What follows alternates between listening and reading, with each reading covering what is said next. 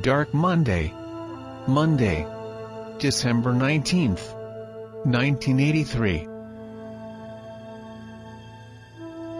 More snow and ice hits area. Cold. Cloudy and cold tonight. Lows 19 to 21. Cloudy and not as cold tomorrow. High 29 to 32. Another evening falls. Very hard. As I leave the house and stroll cautiously outside, the cold immediately starts a slap fight with me.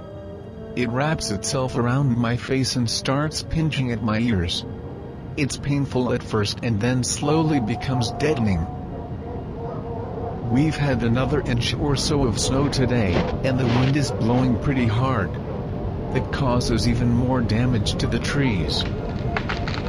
Occasional car headlights split the dark. That light is mirrored by thousands of icy surfaces. The drooping electrical lines shine out in stark contrast to the thick night around them. I can hear cars coming from far away as their tires roll dangerously across the ice-packed roadways. It's a rolling, roaring, crunching sound of rubber flattening stubborn ice and snow.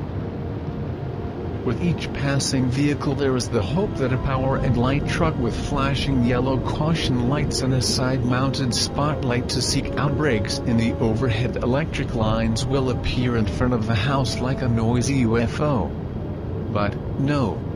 So far there have only been cars. The night light beside our big pine tree is black and unresponsive, and so is every other street light in the area. Still, there seems to be an eerie gray twilight glow coming from the ice and snow itself.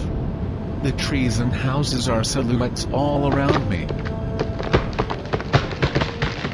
I return indoors, still feeling unbelievably chilled.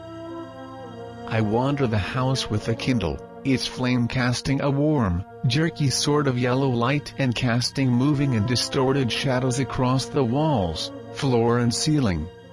The smell of burning wick and smoke hangs like a haze in the air. I enter the bedroom, which is dark except for the flickering candlelight. I forgot and left the radio on. It is hiding under the blankets somewhere. I can hear it but I can't find it. I set the candle down and dig through the sheets and pillows until I finally locate it. I have to make sure that the battery stays strong, so I really shouldn't leave it on when I'm away like that. I certainly didn't plan for Christmas vacation to be like this. Right before school let out I held on to Toby Crow's Atari 2600 that I'd previously borrowed from him. It was my intention to have plenty of games to play and keep me occupied until Christmas.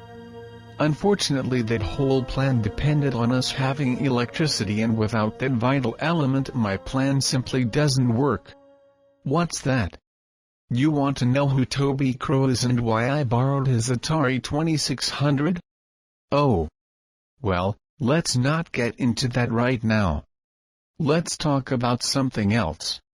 There's just a whole backstory with Toby Crow and his pal Mark Hubbard that is way too complicated for me to get into right now.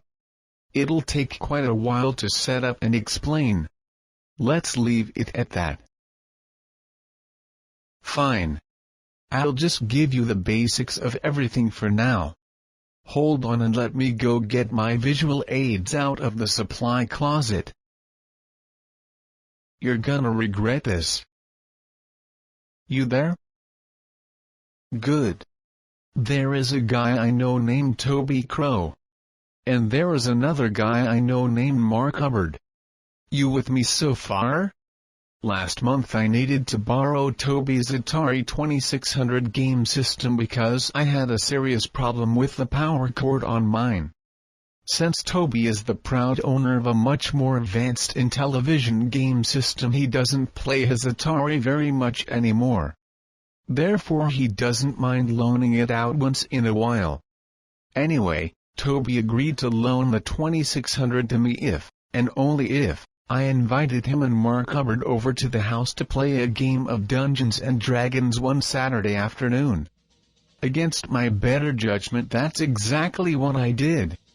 Mark and Toby are heavy into the whole Dungeons and Dragons scene, and they practically live in their own tangled world filled with swords, trolls, elves, and mindless barbarians carrying bags full of gold and drinking magical cans of beer.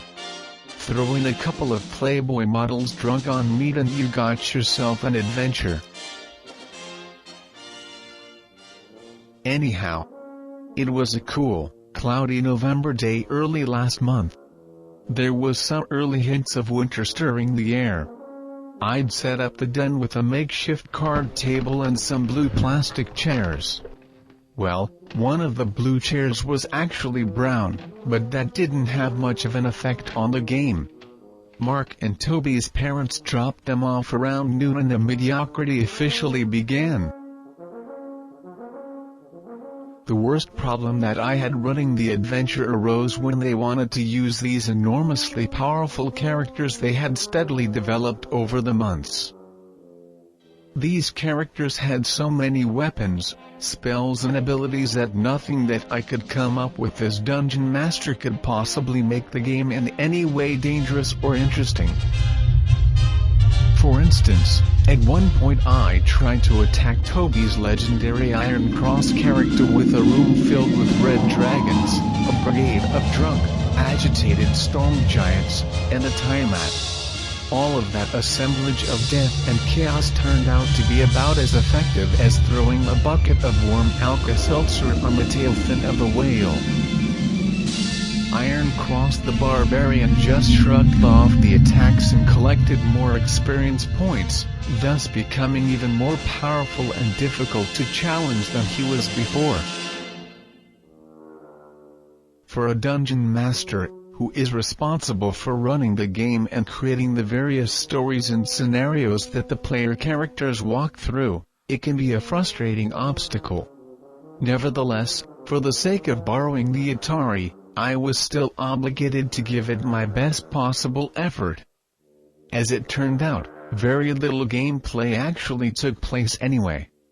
Instead, Toby and Mark bickered endlessly about excruciatingly trivial aspects of their characters and abilities and how the various rules should be enforced in regards to them. While that was going on, I just sat there, toying with my game dice and mindlessly rolling a pen back and forth across the table. If you don't know anything about Dungeons and Dragons, then I suppose I should be apologizing to you at this point. Terry Childers, my best pal that I told you about the other day, showed up unexpectedly about midway through that sorry excuse for an afternoon, not knowing that Mark and Toby were here. Since Terry and Toby don't get along for some reason or another, Toby and Mark decided to venture off a mile or so down the road to the Fun World Arcade, promising to return in an hour or so. Terry eventually went home, and so I spent the rest of the afternoon wandering alone in the grassy field next door to the house, mindlessly balancing on a fallen pine log like it was a tightrope and waiting for Crow and Hubbard to come back. It got really dark and cloudy after a while, and I started giggling at the prospect that they may have to walk back in the rain.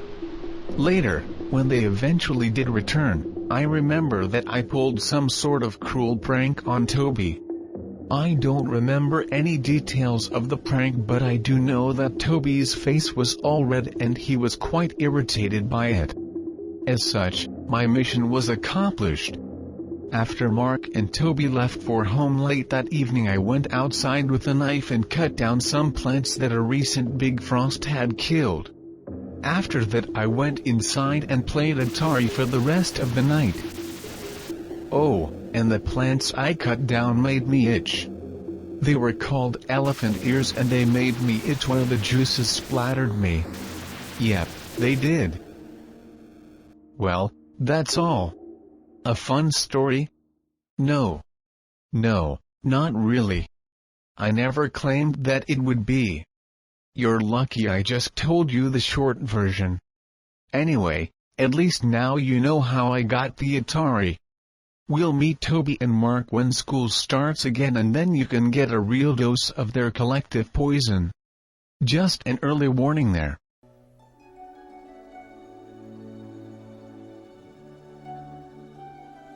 Orange candlelight sways and dances weakly across the room. I've been listening to the radio and the Christmas music that the various radio stations are playing tonight. I feel the blankets warming up around me. It's early, but I think I could still sleep if I wanted to. What else do I have to do? In fact, I think I may be asleep right now.